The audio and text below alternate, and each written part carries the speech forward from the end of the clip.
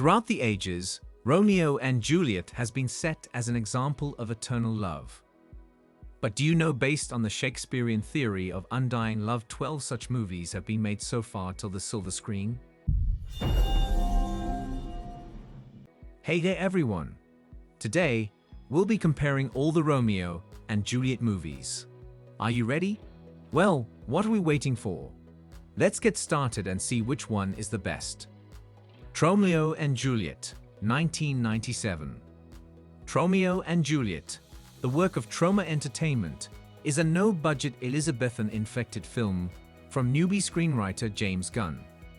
While it does get some points for smartly incorporating the original text of Shakespeare's Romeo and Juliet, and for casting Lemmy Kilmister of Motorhead as the chorus, the film is undeniably in poor taste. The 2008 review of the film by Entertainment Weekly described it as trash in a class by itself. And it's hard to disagree.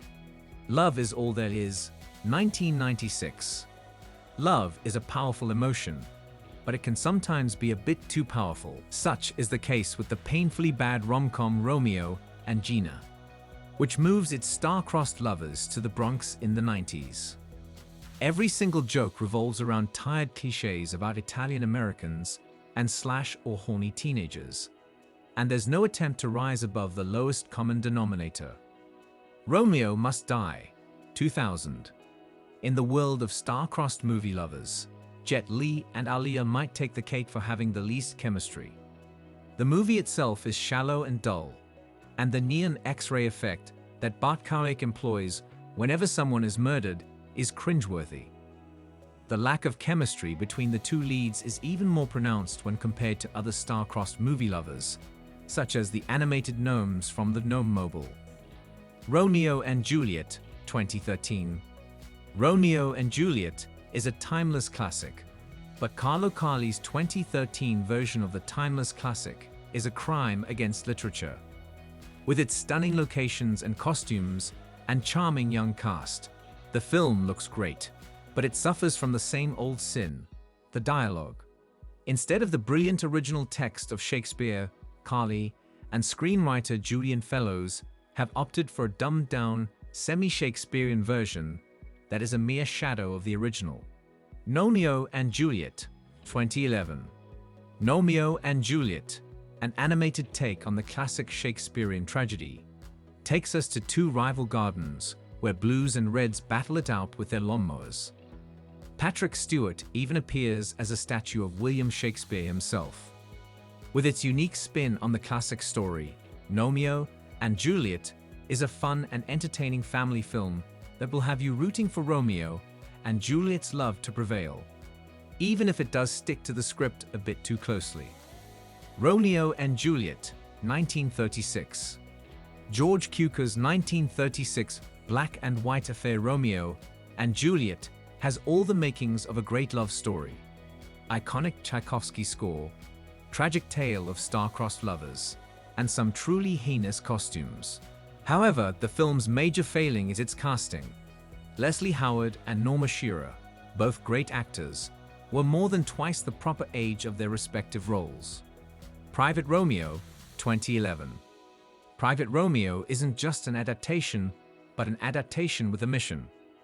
This modern-day tragedy of star-crossed lovers gives voice to the silenced experience of same-sex love in a time and place when it was not tolerated, and within a context that was even more critical of such relationships. The film beautifully portrays the homophobic tension, which is worth watching. Warm Bodies, 2013. In Jonathan Levine's Warm Bodies, he tells the classic story of star-crossed lovers in a unique way. A zombie apocalypse take on Romeo and Juliet. Our hero R, Nicholas Hoult, is a zombie who can only remember the letter R of his human name. And when he falls in love with Julie, his humanity begins to come back. While it's not a faithful adaptation of Romeo and Juliet, it does cleverly nod to Shakespeare's characters' fixation with words and their tragic failure to communicate. Romeo plus Juliet, 1996. The year before Titanic, Leonardo DiCaprio became a full-blown heartthrob when he played Romeo opposite Claire Danes' Juliet in Baz Luhrmann's modern adaptation of Shakespeare's great romance. Verona Beach was the perfect backdrop for the hyper-stylized present-day adaptation, and Leo's Romeo was the perfect embodiment of a timeless story about teenagers that was made sexy and captivating for a contemporary audience. Shakespeare in Love, 1998. John Madden's Shakespeare in Love is more than just a love story. It's an ode to the greatest playwright of all time and a masterful adaptation of his classic, Romeo and Juliet. It's a romantic comedy that captures the creativity and passion of writing, while also weaving in a delightful and witty narrative to make it one of the most delightful and entertaining adaptations of Shakespeare ever created. Romeo and Juliet, 1968. Romeo and Juliet is, of course, a timeless classic, but it is Franco Zeffirelli's 1968 version that truly brings the timeless tragedy to life. From its breathtaking locations in Italy and its masterful use of Technicolor to its unknown leads, and Nino Rota's stirring love theme, this adaptation is a feast for the eyes and ears. Leonard Whiting and Olivia Hussey may lack the confidence of Olivia, but their artlessness carries the performance better than any training could. West Side Story, 1961.